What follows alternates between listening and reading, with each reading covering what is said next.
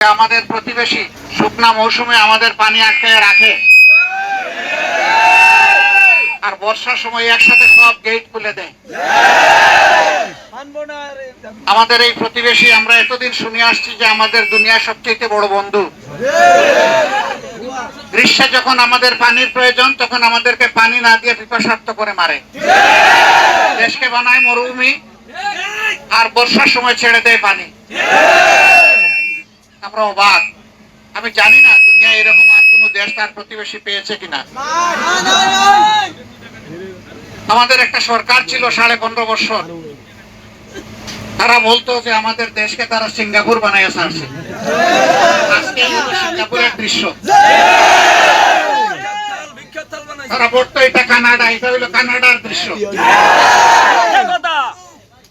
এগুলা সব ছিল মিথ্যা এবং বোকা। এরা জনগণের সমস্ত অধিকার কেড়ে নিয়েছিল।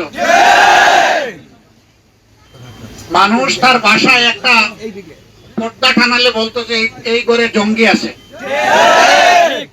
ওদের মাথায়, ওদের মগজে সবসময় জঙ্গি জঙ্গি ভাব ছিল। আসলে আসল জঙ্গি তারা। 6000 mAh battery, one and only Power Master Next G N73. তারা মাথায় হেলমেট দিয়ে হাতে মুগুর নিয়ে মানুষের উপর আক্রমণ চালায়, এরাই হচ্ছে আসল জঙ্গি। আলহামদুলিল্লাহ, আমাদের ছাত্র, তরুণ, যুব সমাজ, আমাদের ছেলেমেয়েরা রাস্তায় নেমে বুক পেতে দিয়ে বলছে যে বুকের ভিতর তুমুল ঝড়, গুলি দিয়েছি গুলি কর। সেই গুলি লুফে নিয়ে তাদেরকে তাড়িয়েছে বাংলার বুক থেকে।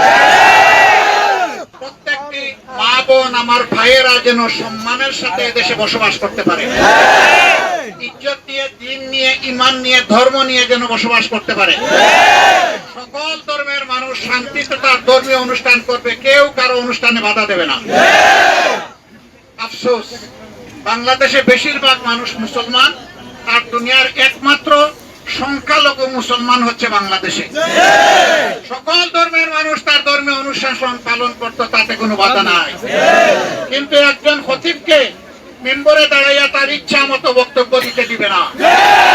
নামাজের মাহফিলে মাইক কেড়ে নেবে, তাফসীর মাহফিলে বিশৃঙ্খলা সৃষ্টি করবে, 44 ধারা জারি করবে, পুলিশ পাঠিয়ে দিবে, মাহফিল বন্ধ করবে। বাংলার মানুষ আর ভবিষ্যতে তা হতে দিবে না ইনশাআল্লাহ।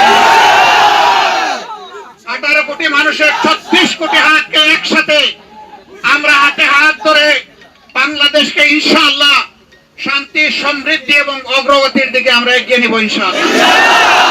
আমরা প্রত্যেক মানুষের দ্বারা দ্বারা দেব, প্রত্যেক মানুষের খোঁজ খবর নেব, প্রত্যেক মানুষের কষ্ট লাগাবার জন্য জামাত ইসলামী তাদের পাশে থাকবে। আমরা আমাদের আমিরের জামাতের পক্ষ থেকে কমিটমেন্ট, আমিরের জামাতের বক্তব্যটিও লিখেছেন পর্যায়ক্রমে। আমিরের জামাতের পক্ষ থেকে আমাদের শহীদ পরিবারগুলোকে সহযোগিতা করা হচ্ছে, আহতদেরকে সহযোগিতা করা হচ্ছে, এবং আমরা বানবাসী লোকদের তালিকা করছি। পর্যায়ক্রমে জেলা সংগঠন, উপজেলা সংগঠন, ইউনিয়ন, ওয়ার্ড সংগঠন তালিকা করবে। পর্যায়ক্রমে আমরা আমাদের সামর্থ্য অনুসারে আমরা সহযোগিতা করব, এবং অন্তর্বর্তীকালীন সরকারকেও আমরা সহযোগিতার জন্য অনুরোধ করছি।